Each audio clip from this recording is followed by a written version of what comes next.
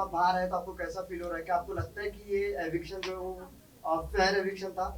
मुझे लगता है कि पहली जैसे ही मैं बाहर आई मुझे बहुत लोगों का प्यार दिखा, जहाँ पे लोगों ने बोला कि they really understood what kind of person I am. आप लोगों ने मुझसे कन्वर्सेशन तो किया है, लेकिन मेरी एक्चुअल पर्सनालिटी जो मैं रियल में हूँ वो भी आप लोगों ने देखा है। इस चीज़ का मुझे बहुत खुशी है कि मैं एक बहुत अच्छी इमेज के साथ बाहर आई हूँ।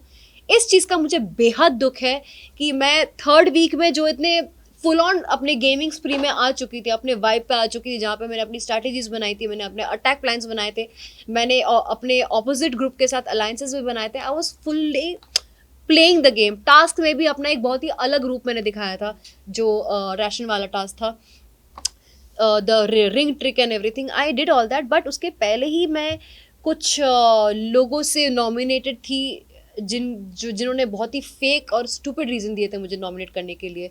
और मैं नॉमिनेशन से बच इसलिए नहीं पाई क्योंकि ऑलरेडी मेरे सामने 3 स्ट्रॉन्ग कंटेस्टेंट्स थे, जो स्टार्टिंग से उनको गेम का फॉर्मेट पता था, मुझे नहीं पता था। I thought it's a personality contest, and I did not know that मुझे डे वन से एक अटैकिंग वे में रहना पड़ेगा, यू नो। नायरा, अगर हम बात करें आपके गेम का, तो कहीं ना कहीं हम ऑडियंस को लगा कि आप बहुत ही स्लो, कुछ देखने को नहीं मिला। नायरा एक्चुअल में क्या कर रही है बिग बॉस हाउस में, उसने क्या क्या खेला वो दिखाई नहीं। तो कहीं ना कहीं ऑडियंस को ऐसा लगता है कि कि कनेक्ट नहीं हो पाए। या कहीं ना कहीं, जैसे कि रोहित सर ने कहा कि voting come I.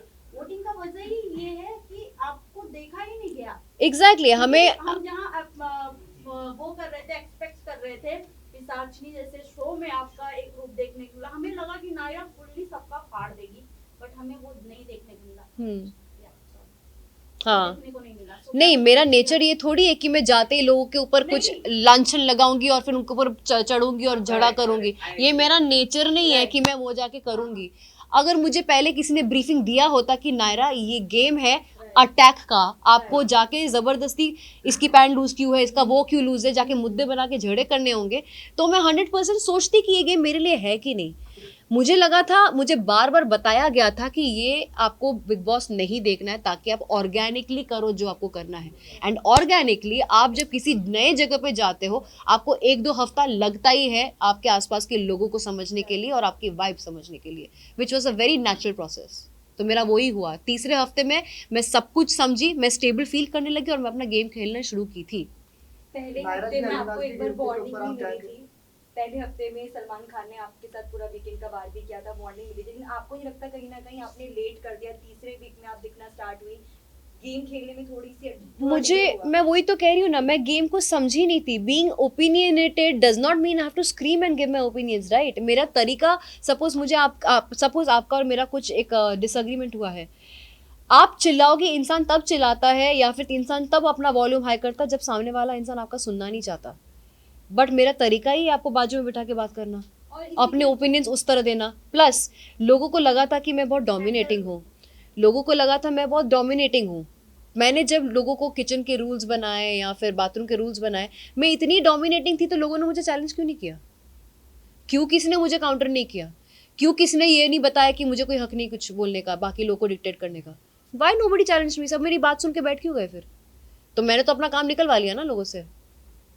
Naira, talking about you, जब आप घर से बाहर निकल रही थी, यू सेड कि guys it's okay, we knew it only, but जब आप बाहर निकली, we have seen your emotional side के इतने जल्दी नहीं, ऐसे कैसे, मैंने गेम अभी स्टार्ट किया था। तो व्हाट यू वांट टू से, एक्सपेक्टेड था ये चीज? मुझे लगता है कि सी मैं डिसअपॉइंट बाहर आके इसलिए हुई क्योंकि क्लियरली लाइफ में मेरा जितना तामझाम था, चीज़ें थी, फन चीज़ें थी, मेरी इंटरेक्शंस थे, मेरे पर्सनालिटी के बाकी जो चीज़ें थे, वो क्लियरली दिख रहा था जो एपिसोड में नहीं डाला था। और मुझे नहीं पता है कि वो एपिसोड में क्यों नहीं डाला था। मैं अज्यूम कर रही हूँ कि नहीं डाला था क्योंकि मेरा कोई पर्सनल फाइट नहीं था किसी के साथ। अभी अगर किसी के साथ मेरा पर्सनल नहीं फाइट हुआ है तो मैं ज़बरदस्ती जाके फाइट नहीं कर सकती ना, that is against my nature. तो उसको मैं क्रिएट कैसे करूँ?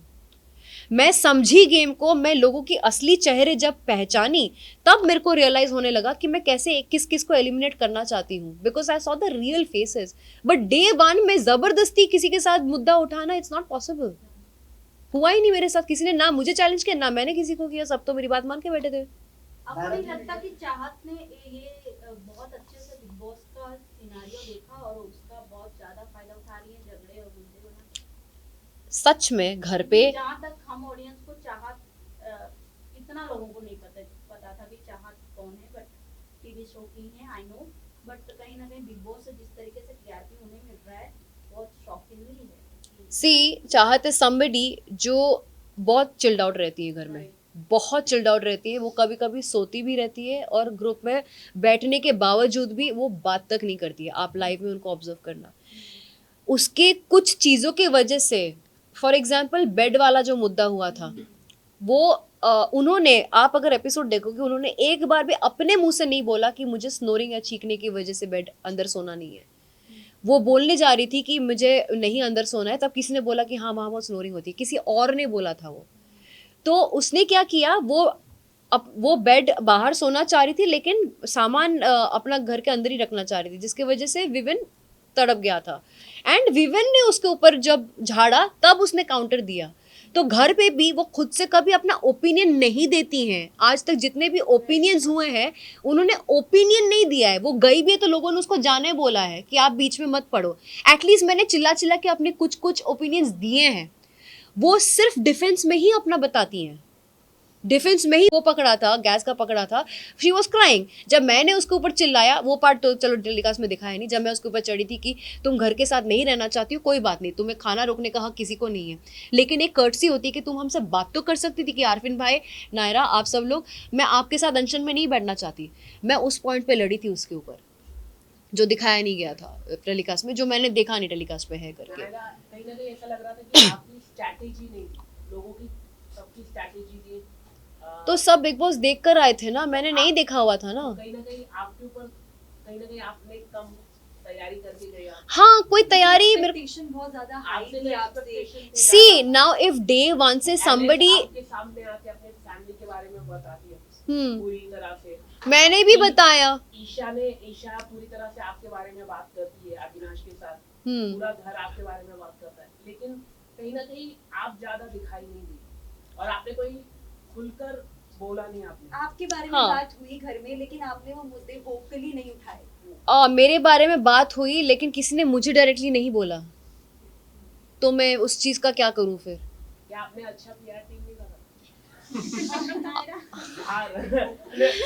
ऑनेस्टली स्पीकिंग मुझे भी नहीं पता कि सबसे बेस्ट पीआर कौन था, कौन होना चाहिए था मेरा उस टाइम पे। आई डोंट नो नायरा, आपका नाम शहजादा के साथ जोड़ा जा रहा था और ऐसे हम कई किसने जोड़ा है। और घर वाले, और ऐसे कई लोग हम देख रहे हैं जो घर वाले अंदर ही अंदर एक दूसरे का नाम कर, जैसे अविनाश के साथ ईशा का जोड़ा जा रहा है और करणवीर के साथ चुम को लेके छेड़ रहे हैं।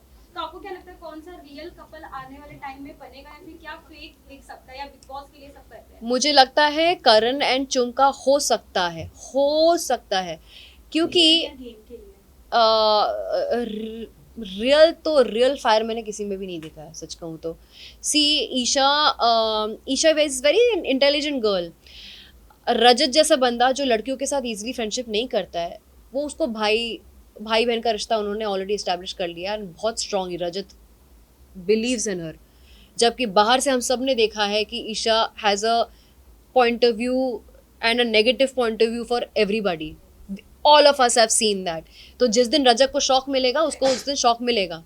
हैविंग सेड दैट, उसको थोड़ा सा अपसेट भी हुआ था जब वोटिंग हो रही थी स्टेज पे, एंड रजत के लिए किसने, बग्गा भाई ने किसी के लिए, बग्गा भाई ने शायद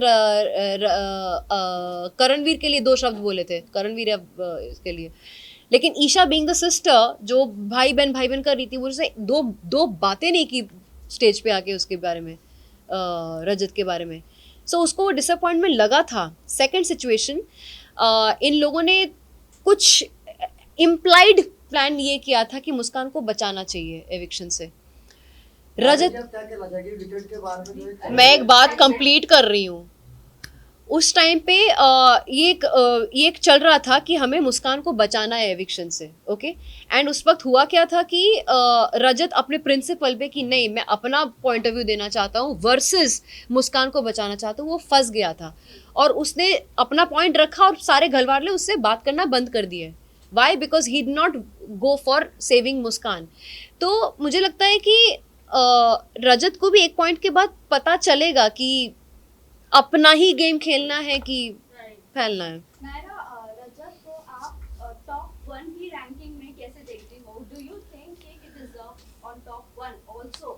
जब विवियन और रजत को जब तोड़ने की बात आई थी तो लीडरशिप क्वालिटी, मैनिपुलेटिव सबसे ज्यादा रजत को दिया गया था, ना ही तो विवियन को दिया गया था. व्हाट यू हैव टू से कि उनमें क्वालिटी, क्योंकि एक जब सलमान खान ने उनसे पूछा था तो आप अगर जेल में होते तो क्या आप खाना देते, तो उन्होंने कह दिया था बिल्कुल नहीं देता मैं.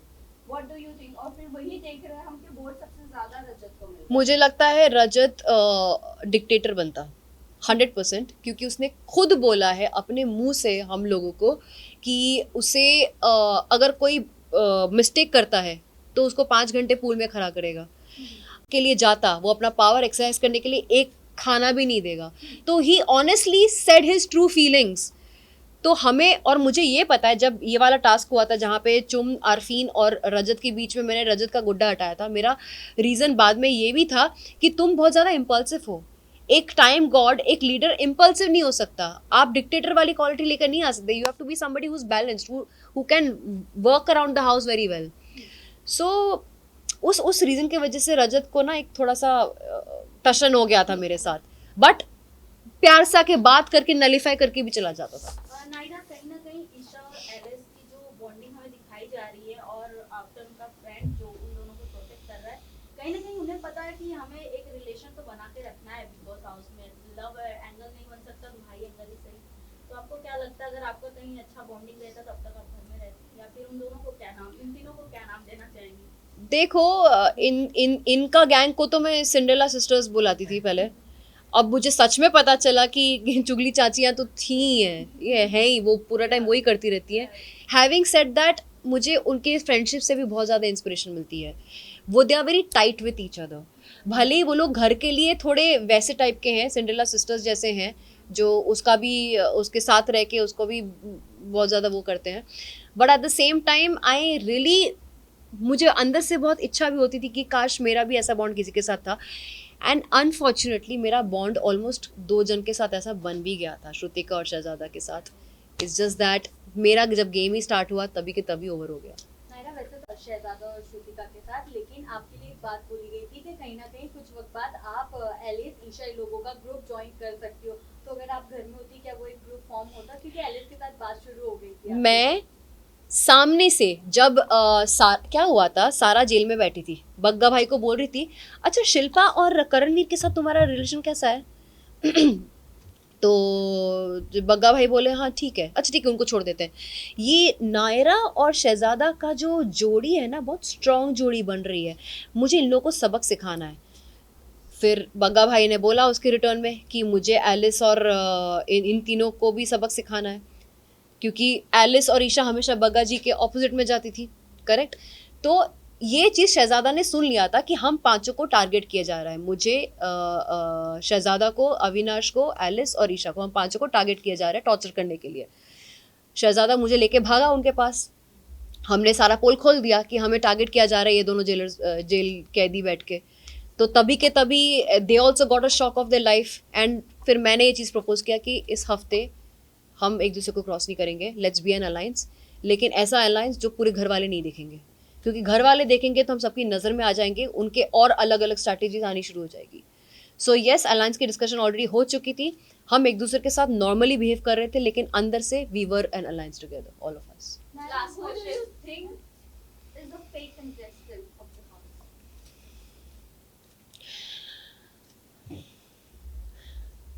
मुझे शिल्पा और जी आउटराइट फेक लगती हैं. बग्गा जी हिडन है, वो कन्वीनियंस के हिसाब से उतर चढ़ाव उनका रहता है. लेकिन शिल्पा जी वो बहुत ही विक्टिम कार्ड प्ले करके बहुत सेफ खेल रही है, एक तरफ विविन और एक तरफ करण को रख के. She is like being trying to protect herself, क्योंकि विविन इस गैंग का लीडर है, करण इस गैंग का लीडर है, and she is in the middle. And वो अपना ओपिनियन दे देती हैं, बट वो फाइटिंग स्पिरिट नहीं रखती हैं, like to make a difference probably. So I think she is playing that safe victim वाला जोन. आपको जो एक टैग दिया गया है, ये बहुत ही गलत किया गया है.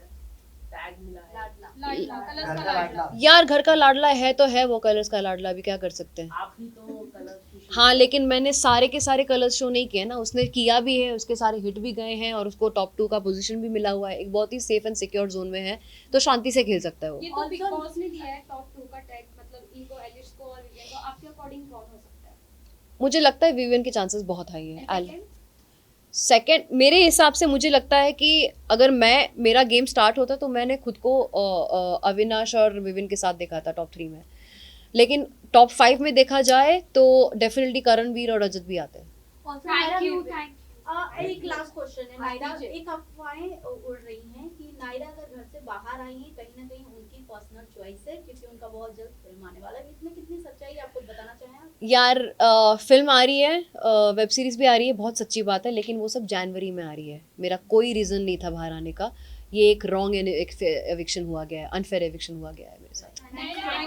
अविनाश ने चाहत के कैरेक्टर पे सवाल उठाया था। ओके बोलो।